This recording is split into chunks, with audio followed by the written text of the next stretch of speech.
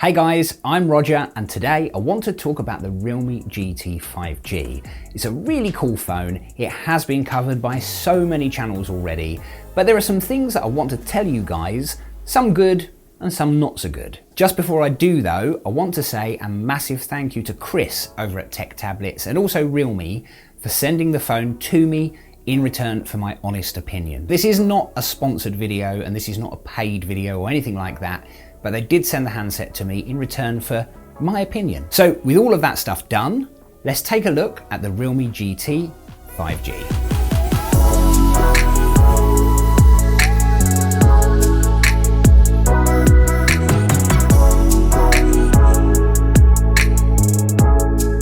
So this is a nice looking handset and it has pretty damn awesome specs for the price. A few years ago, there's no way you would have got something as good as this for this kind of money, so it's pretty good. Now it's not officially available in the UK as far as I know, but it costs about £350. You can order this from a few places like AliExpress. There's a link in the description if you want to check it out. And what you get for that kind of money anyway is the Snapdragon 888 5G chip, very nice. 65 watt SuperDart charging, which is extremely good. 120Hz AMOLED display, and this one has 8GB of RAM and 128GB of storage, and you get a triple Sony camera setup as well. So it comes in this extra long box. The box looks cool. The silver writing kind of changes colour as you look at it from different angles, so that looks cool. The first thing you're going to see is welcome to the Realme family, and that small box contains a bit of paperwork and also a TPU case. Then you get to the phone itself, which we'll look at properly in a moment, but it looks cool already with the nice shiny back, you can see that. Now you get a thick USB-C charging cable. The wire on that is very thick, so it does feel high quality. And then, nice to see, a pair of earbuds. 3.5mm jack plug on these, so the phone does have a 3.5mm headphone socket, and the monster charging brick, which says SuperDart on the side. It's crazy fast and can charge the 4,500 mAh battery in 30 minutes, half an hour for a full battery. That's very good. You don't get wireless charging or anything like that, but half an hour for a full battery, well, let's not worry too much about the wireless charging then. The phone does have a bit of weight, 186 grams. It feels good and it looks good too. The light reflects off the back and you get that cool effect. The display is 6.43 inches, which is good. I do always want the biggest display I can get, so it could be bigger, but it's been okay. Super AMOLED, 120Hz, and it's a solid display. It's clean, it's clear, you know, the colors look good, so yeah, I like it. At the moment, the phone's running Android 11 and Realme UI 2.0. And yes, this is the first time I've ever used Realme UI and it's actually decent. You can customize quite a lot. You can change the icons, change the look and the shape of them. You get live wallpaper as well, and some of them are quite good. I quite like some of these live wallpapers. Navigating around the phone is all fine, no problems there. It's fast, it's smooth, of course, with that chip that it's got. And I like the in-display fingerprint scanner as well. That works very well.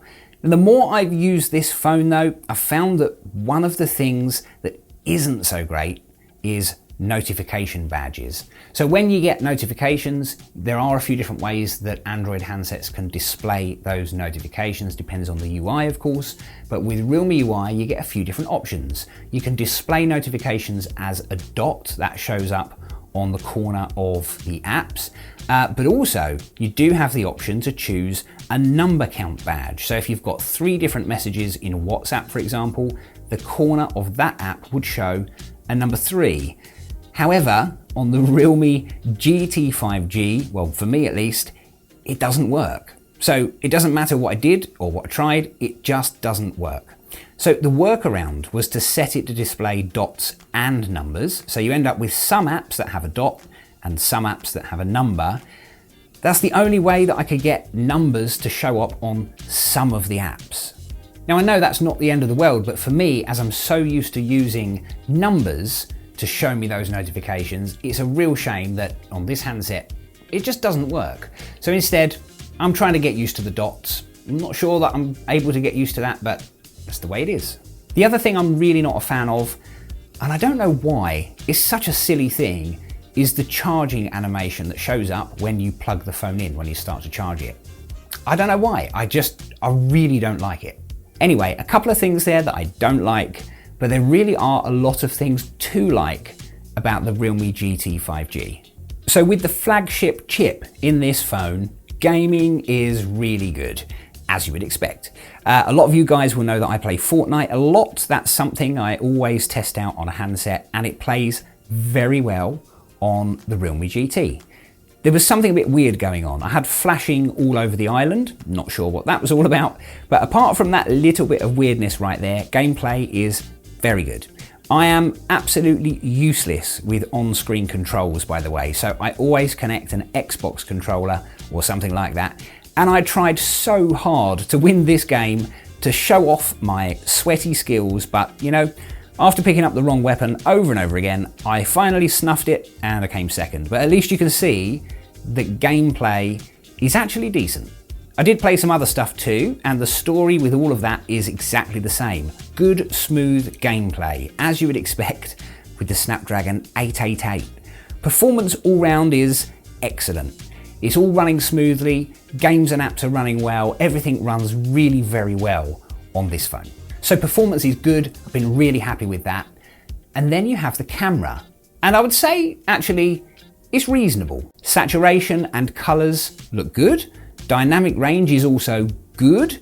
There's nothing like outstandingly brilliant, but everything is good. Most of the photos and videos that I've taken with this phone have been with the main 64 megapixel wide-angle lens, and that's using a Sony IMX682 sensor. But there is also an 8 megapixel ultra-wide, which is not bad.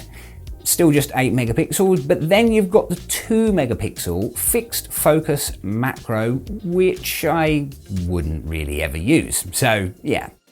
I always prefer AI and HDR turned on though. So when I take sample shots for a video like this, I normally always have AI and HDR turned on. I find that it helps the saturation a little bit, and it also somehow just helps the images look that little bit nicer, but that's just my personal preference. You do also get a 16 megapixel front facing camera, and that's fairly good, so no real complaints with that. And the camera app itself is decent. You do get lots of options: dual video recording, slow motion, portrait mode.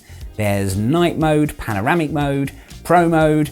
You know, there's lots of different features within the camera app, and all of that stuff works as it should, which is quite cool. So jumping back a bit to the battery that we spoke about earlier on, we know that the phone can charge in about half an hour, but how long does the battery last?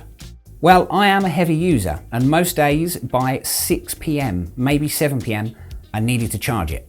Now, I think if you're a heavy user like me, and I mean really heavy, like the screen is on all day, that kind of heavy usage, then you're going to need to charge the phone a bit more than some others. But for the average user, this will probably comfortably get you through a full day. So for me, that's pretty good, and it takes just half an hour to charge, so I really can't complain at that. So that's it, the Realme GT 5G, good looking phone, decent camera, amazing charging speed, nice display, good performance, all round really very good. I've enjoyed using this, and Realme UI as well, that's pretty awesome, lots of customization options there as well. So I do like this. I think this is a really good handset. Once again as well, a massive thank you to Chris at Tech Tablets and also to Realme for sending it to me for this video. If you enjoyed the video, please don't forget to give it a thumbs up, and also if you haven't already, please consider subscribing to the channel so that you don't miss my next video. I'm Roger with Life of Tech. Thank you very much for watching, and I'll see you next time.